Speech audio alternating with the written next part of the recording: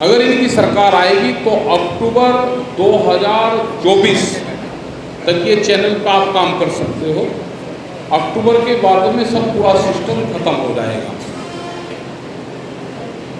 और यहाँ पे बातचीत भी आपकी चल रही है, राजनीति की भी बात चलती है, समाज सुधार की बात चलती है, हिंसा ना हो, हिंसा मुक्त भारत का एक जो अभियान है, सब लोग चाहते हैं कि हमारा भारत हिंसा मुक्त रहे।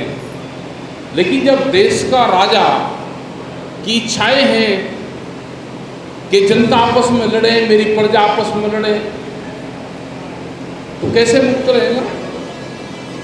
राजा का संविधान अलग है और देश का संविधान अलग है। जब भी तो बाबूराम भीमराव अंबेडकर के संविधान में छेड़छाड़ की जा रही है। बहुत बार चर्चा आती है कि नून की हिंसा जो हरियाणा में हुई, वो तो सब लोग आप इकट्ठे रहे तो फिर दोबारा जो वार होना था वो बचा। हमको बहुत लोगों ने गालियां दी, लेकिन उसका जनता ने जवाब दिया। अब जनता इन हिंसक से, धार्मिक उन्माद से सब ऊब चुके हैं। हमको संविधान में सब राइट दिए हैं कि कौन किस धर्म को मानने, कोई मना नहीं करता। यहाँ पे कौन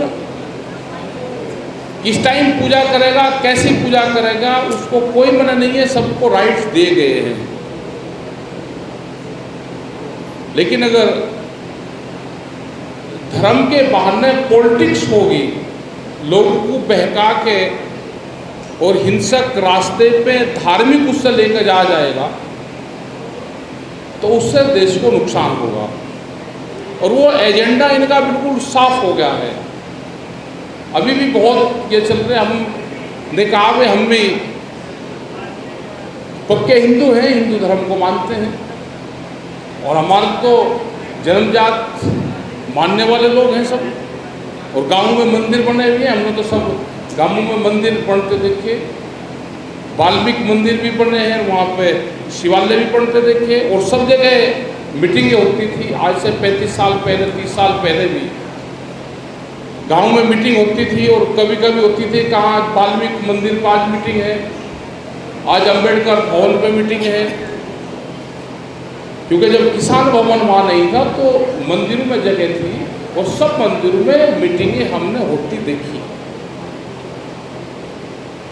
लेकिन आज एक चीज़ और बता दें, इस पर तो बात चली रही, सबसे ज़्यादा जो कब्जे मंदिर पे किए वो बीजेपी के लोग और आरएसएस के लोग कर रहे हैं।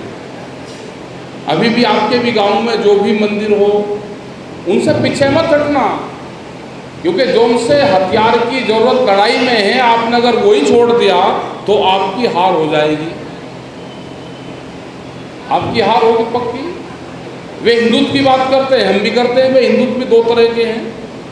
हम भारतीय हिंदू हैं, यहाँ भारतीय मुसलमान भी है, भारतीय सिख भी है, सब लोग भारतीय हैं। एक नौरंगिया हैं, उनसे बच के रहना। एक वे हैं, उनसे बच के रहना। तो हमारे ऊपर बहुत वो लगाते हैं एलिगेशन। इनका पूरा प्लान है कि जितने भी देश में मंदिर हैं उन सबके ट्रस्ट बना के और उन पे कब्जे किए जाए। आप अपनी मीटिंग मंदिर से पीछे मत हटो, नहीं तो कब्जा कर लेंगे, वे जगह भी लेंगे, आपके मंदिर भी लेंगे। ये शमशान की भूमि भी नहीं छोड़ रहे। मेरठ के अंदर कंकरखेड़ा बाईपास पे शमशान की ज़मीन है, क्योंकि ज़मीन महंगी होगी, उसका ट्रस्ट बना दिया। 31 हज़ार रुपये के मेंबर बनाए 11। हमने जानकारी करी भाई क्यों बना दी, उसमें 12 दुकान निकलेगी, एक दुकान की 20 लाख रुपये कीमत है। तो जो शमशान की ज़मीन को भी नहीं छोड़ रहे, ये सब पे कब्जा करेंगे। अभी आपने देखा होगा कि टप्पल और जितना भी जेवर वाला हमारा पूरा क्षेत्र है, वहाँ पे पट्टे की ज़मीन थी। पट्टे की ज़मीन का देने का अधिकार गांव समाज को था। जो निर्धन लोग होते थे, जो भूमिहीन लोग होते थे, जिनके पास में घर नहीं होते थे, उनको गांव प्रधान पट्टा अलाट कर देता था। आज उन्होंने करीब करीब 2600 एकड़ जमीन के आसपास वो कैंसिल की। एक लड़ाई अभी लड़ी गई आपके जेवर के पास में, नोएडा में, वो भी शोर की ज़मीन थी, वहाँ पे पट्टे की ज़मीनें थी, वो कैंसिल हुई, लेकिन वो लड़ाई लड़ी गई और उनको उस ज़मीन का मुआवजा उसी किसान को फिर मिल रहा है। तो अगर लड़ाई लड़ी जाएगी तो कोई दिक्कत नहीं है, नहीं तो जितनी भी पट्टे की ज़मीन है वो सब ज़मीनें छूटेगी, ये सब ज़मीनें कैंसिल करेंगे। पट्टा हमारे बाबा के नाम हुआ, लड़कों को पोतों को तो पता ही नहीं कि इसके कागज है, उन तो उस ज़मीन पे अपने पिता को, अपने बाप को हल चलाता देखा, उसमें से घास काटते देखे, लेकिन आज उसका पट्टे के कागज मांगने लगे तो कागज तो किसी के पास है नहीं, और उन दस्तावेजों को वे बांधते नहीं जो प्रधान के पास है। तो बगैर आंदोलन के कुछ होने वाला नहीं है। मूवमेंट का हिस्सा बनो। ये जो मीटिंग है, ये मीटिंग चलती रहे।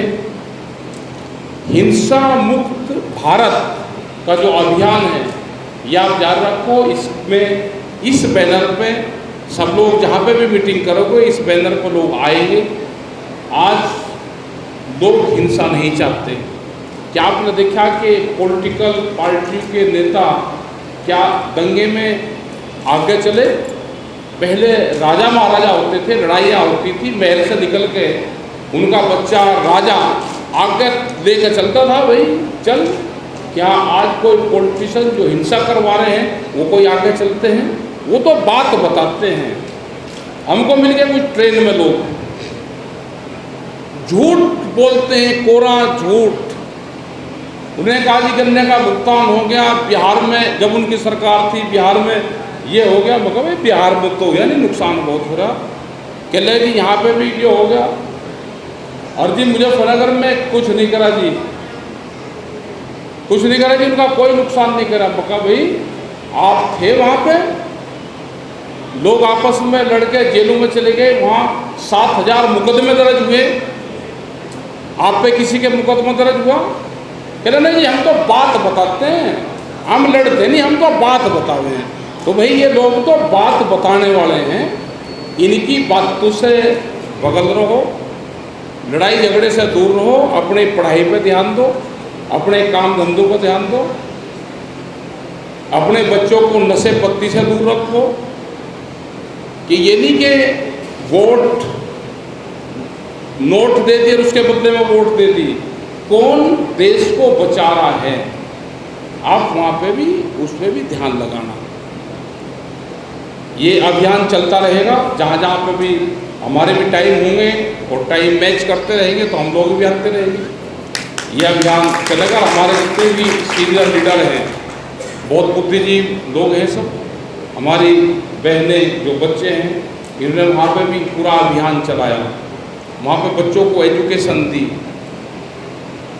वहाँ बच्चों को पढ़ाते थे।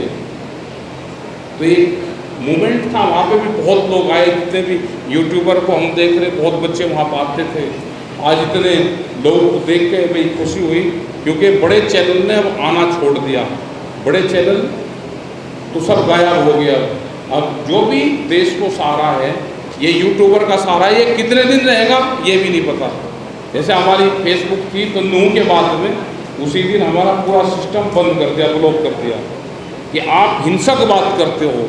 मतलब जिन्होंने देश को शांत करने की बात की, उसका प्रचार ये करते हैं कि ये हिंसक बात करते हैं अपने उस पर। उनकी फेसबुक आईडी सब बंद कर रखी है उनको। और जो उनसे हिंसा भड़काने की बात करते हैं उनके कंटिन्यू चलते हैं। तो इस मूवमेंट को हमको आगे लेकर चलना है। यही आंदोलन देश को बचाएगा। अब कोई लड़ना नहीं चाहता, ना कोई जाति के आधार पर लड़ना चाहता, ना कोई भाषा के आधार पर लड़ना चाहता, ना कोई धार्मिक आधार पर लड़ना चाहता। कुछ लोग हैं जिन बच्चों को बहका रखा, फुसला रखा है, उनको धीरे धीरे सिस्टम से पीछे लेकर आओ, उनको एजुकेशन की तरफ उनको डालो, अपने काम धंधे की तरफ वे लोग जाएं। क्योंकि नेताओं के बच्चे तो काम करेंगे और हमारे बच्चे यहाँ पर डंडा लेके आमने सामने रहेंगे। इन सब चीज़ों से हमको दूर रहना है। आप सबका धन्यवाद।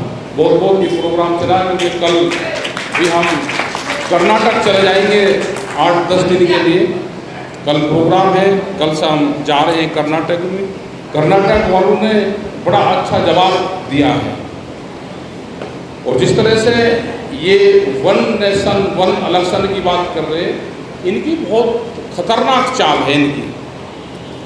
अगर ये बेईमानने से अब की बार सरकार बनाएंगे तो राष्ट्रपति को बहुत सी पावर देंगे।